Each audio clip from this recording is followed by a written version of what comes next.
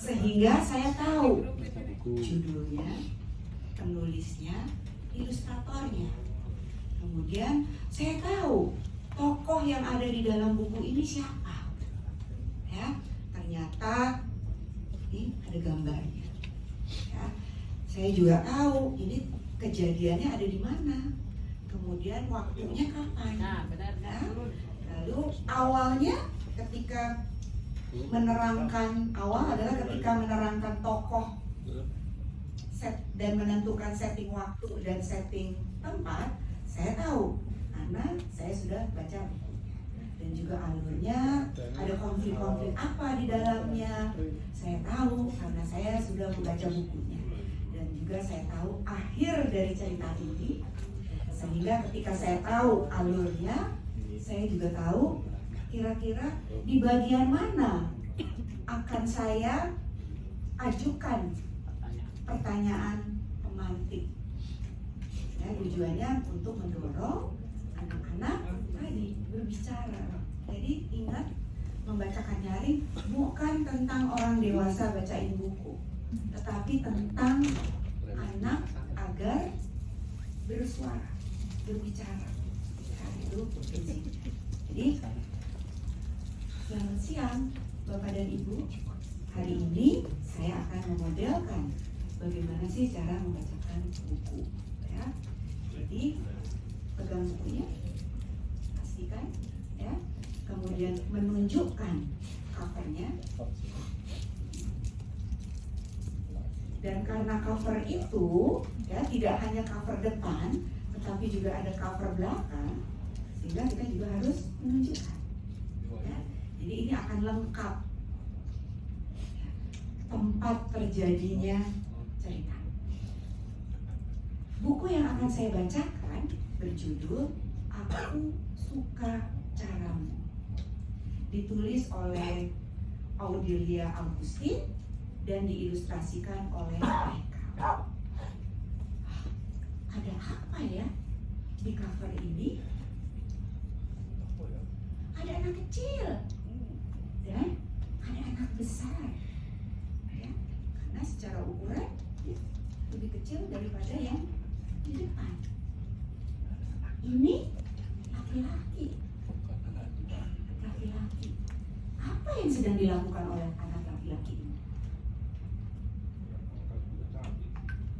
Memegang tongkat. Betul. Coba kita lihat ya, tongkatnya seperti apa? Pernah lihat nggak tongkat yang warnanya dua?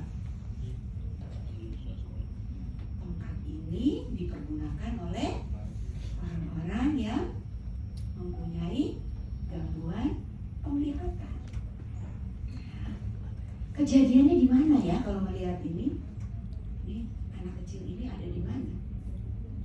Sepertinya sih ada di perumahan. Banyak rumah. Dia sedang berjalan. Coba ya kita lihat ya apa yang terjadi dengan anak laki-laki bertongkat ini.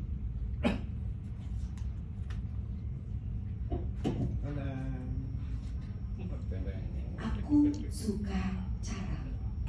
Mah, Rano pergi ke pesta ulang tahun Ali.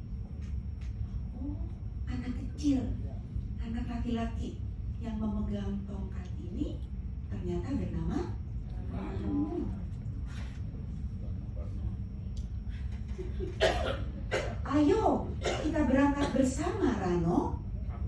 Aku bisa membimbingmu.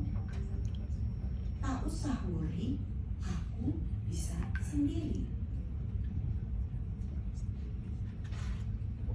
Hei, kenapa kamu mengendus-endus? Memangnya aku bau? Atau kamu perlu bantuan? Tak usah worry, aku bisa sendiri. Sote, aroma ini yang kamu endus tadi. Jadi ada hubungannya antara sate dengan kemampuan. Oh, aku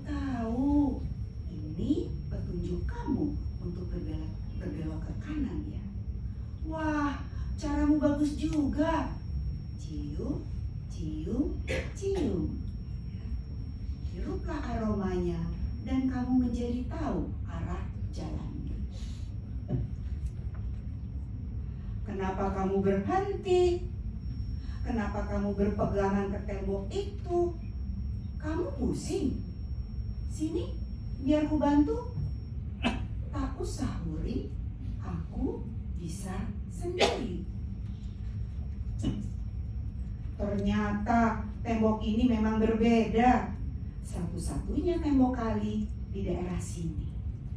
Oh, aku tahu. Ini petunjuk kamu untuk berbelok ke kiri. Caramu bagus. Raba, raba, raba. Rasakan permukaannya dan kamu menjadi tahu arah jalan.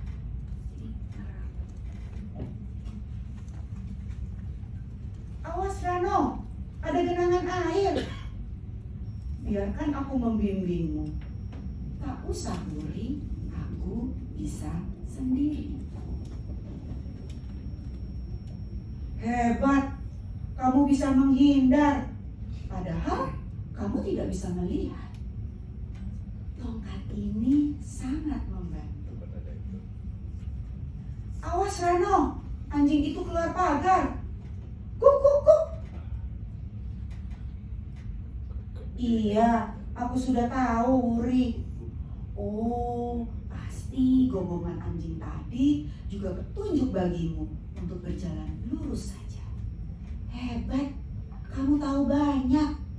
Dengar, dengar, dengar. Perhatikan bunyinya dan kamu menjadi tahu arah jalan.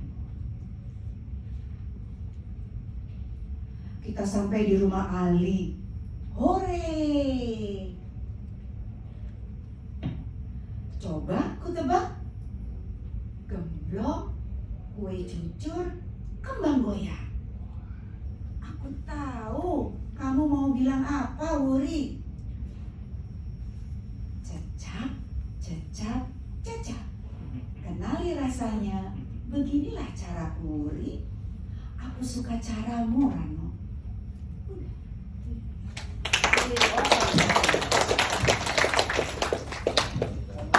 Jadi itu membacakannya, ya. Ibu hebat.